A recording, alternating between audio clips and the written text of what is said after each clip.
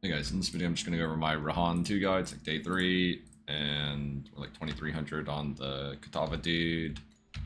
In profound farming, it's not too bad, we're kind of tanky, not super squishy, but we do die here and there.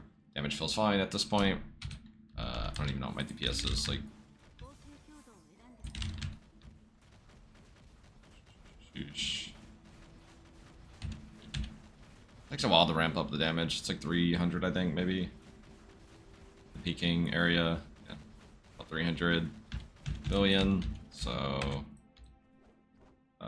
weapon. These are the only two priceless items: my weapon and shield. I just grabbed a random weapon. Base effects didn't really get too picky here because I can change it later if I need to. These are pretty much my ideal rolls, I think. So, combo mod is really strong. Crit seems like it's really important. So you get a lot of damage from having a bunch of crit. Shield. Pretty much the exact mods, I think. A couple of this could maybe be shuffled around a little bit if I wanted to, but this looks pretty good to me. Just got some generic ring. Combo mod, really good. This caps my frostbite. You want 100 frostbite on your character total to make sure you can freeze targets to get the freezing scaling damage and stuff. A lot of people are using Bodhi Girdle. I'm using Dawnbreak. I tried both of them on my current character, and Dawnbreak's still quite a bit better. Decent chunk more damage than the Bodhi Girdle, so even though Bodhi's made for combo, seems like Dawnbreak right now. But I think I change this later whenever I get, like I'll do like a Ghost Slaughter setup or something, but that'll be later. Some random Gooby Boots, just get my hasten from these, and just like some generic, lots of energy shield for some tank. Amulet, this was probably the most impactful item for like money spent. It's like more than double damage, and I had a pretty good neck, so you get a ton of damage from this item. Especially if you hit a good corrupt. I did not, but maybe you'll be lucky. Just some resist and some, you know, defense, a little bit of damage on my helmet. Biggest purchase I've made was my chest. So Ice Cage, it was like 5k for +1. I wanted to make sure I didn't hit 0 or -1, which you could get it cheaper, but +1. The corruptions don't really matter on this. It just bound to me, whatever. I think the getting the implicit here, extra mod, would be better than any corruption. It looks like maybe extreme coldness hitting on T0 if you corrupted it, but good luck with that. Gloves, just generic low-level stuff. I'm getting regain on my gloves. It's pretty important to have regain somewhere. Ideally, I prefer like 2 big mods, but I just have the 1. That's pretty much the baseline gear. Just kind of go over my tree. So before I was running like Goddess of Hunting and I forget what the other one's called, but you know, double green. Then Prophet Lich always, it seems like right now. Seems good. This attack eliminates really nice, especially on some bosses. It's like a lot of extra damage. All 3 of these are pretty good, honestly. I have attack aggression somewhere else, I think on a slate or something. Otherwise, hidden mastery I think is a little bit better in general.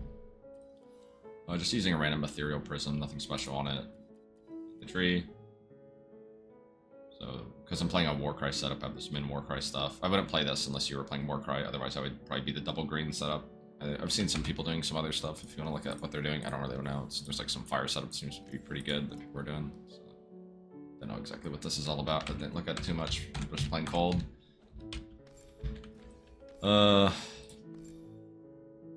Profits are like, make sure you get your cold convert, getting your frostbite, and then, you know, ideally scaling my frostbite more. I don't really have the points. I can probably like min-max this and like tighten it up a bit more if I got some other things. This only works with 100 frostbite, so got that.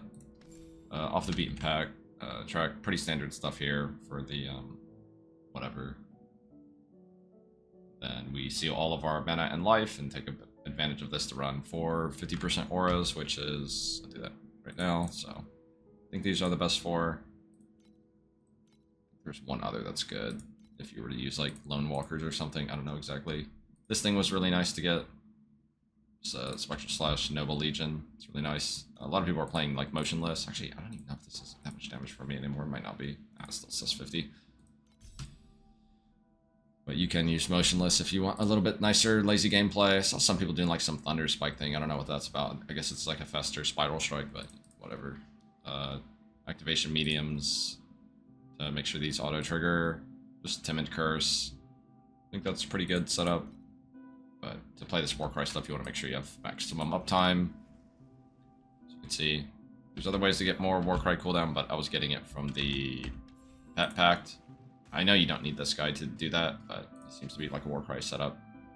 So Warcry mostly just to get some extra survivability right now. I think it scales damage better once I have a inverse image. I'm not exactly sure, because they're really expensive, because I need to dupe the legendary mod, but